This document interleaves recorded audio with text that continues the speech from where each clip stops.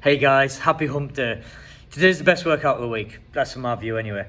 It's a day that we get to put all our skills together, a day that we do a big WOD or 3 big WODs, and then we get to practice all that barbell stuff that we do in a week, which isn't just, do 5 reps and then have a rest and do another 5 reps.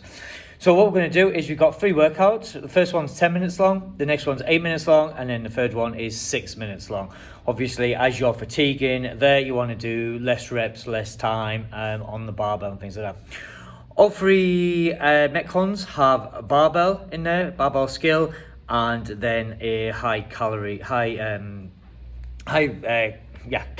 kind of burning skill too. So the first one will be hang power snatches. So that is from the hang position. So anywhere from the knee to the hip, and then that's obviously going overhead into your snatch position. It's going to be 10 hang power snatches. That's quite a lot of snatches, but for your first workout, it should be fresh, and that should be fine there.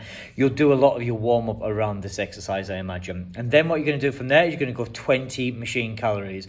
So if we're on the row, like we did on Friday, it's long, powerful strokes, and then an easy recovery. Long, powerful strokes, easy recovery. If you're on the bike, it's keeping nice and tight. So you got your elbows in, it's a pull and punch from the bike, core in nice and tight, adductors nice and tight, and then punching away on the bike.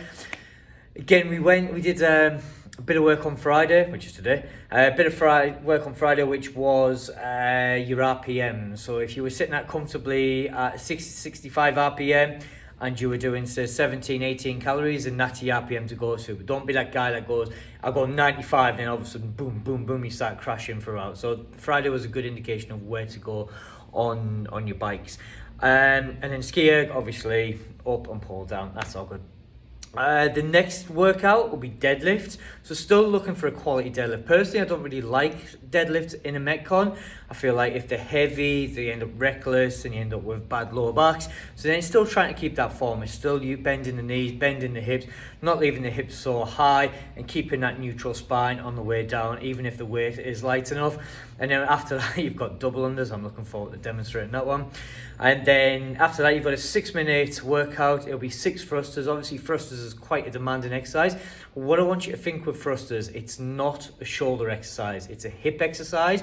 You drive your hips, and then that guides the bell into position. So it shouldn't be a squat and a press. It's a squat drive, and then a guide, a bit like your split jerk in a way how you use your hips to get the bar over your head. And that's going to be coupled with some devil's lunges. So that's quite a spicy little Metcon to finish off the day, but all great fun. I'll be doing it myself at some point.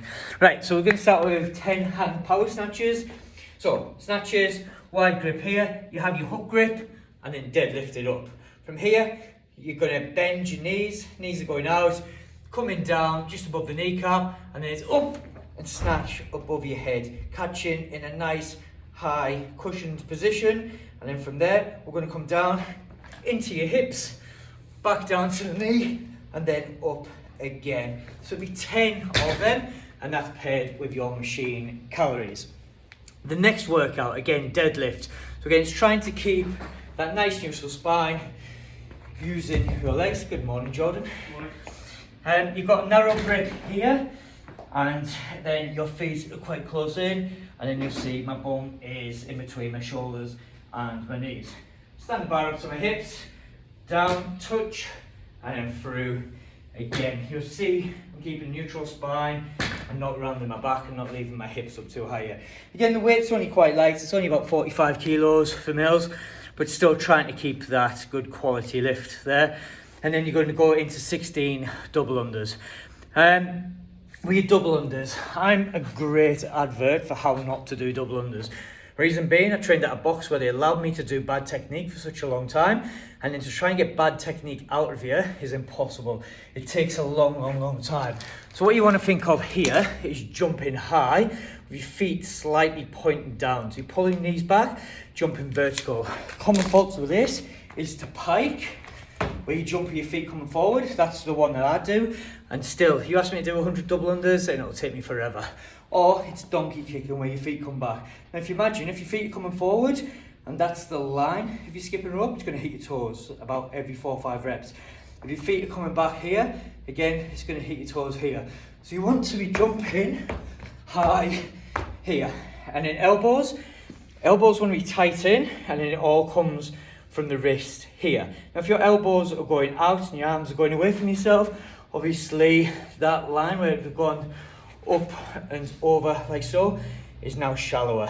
So it's not as high, so it's more likely to hit your feet. And then ropes. The ropes that we got in the box are crap. It took me forever to find a good rope because most of them are kind of all bended and twisted from hanging on the wall. If you want to get your own rope, the best way to get good at double unders or getting your double unders is to have your own rope, so you're using the same rope every time.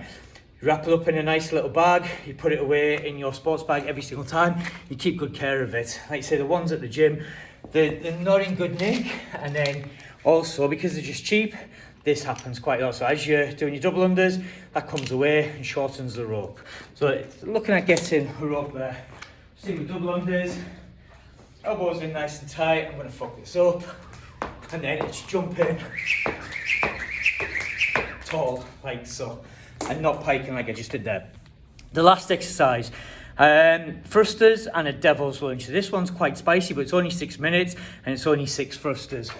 So like I just said with your thrusters, it's using your hip drive. So you want your elbows up there, the bar into your palms. You're not holding it off your body. The bar sits on your shoulders. You've got a wide stance. What you're looking for is that. So it's that hip pop. That's getting the bell up. And then it's a simple press into position. So again, it's a hip drive, not a shoulder press.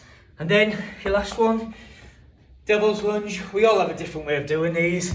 So I'm here at Streatham, but Coach Jordan, Coach Julia, Coach Ben might teach you something different.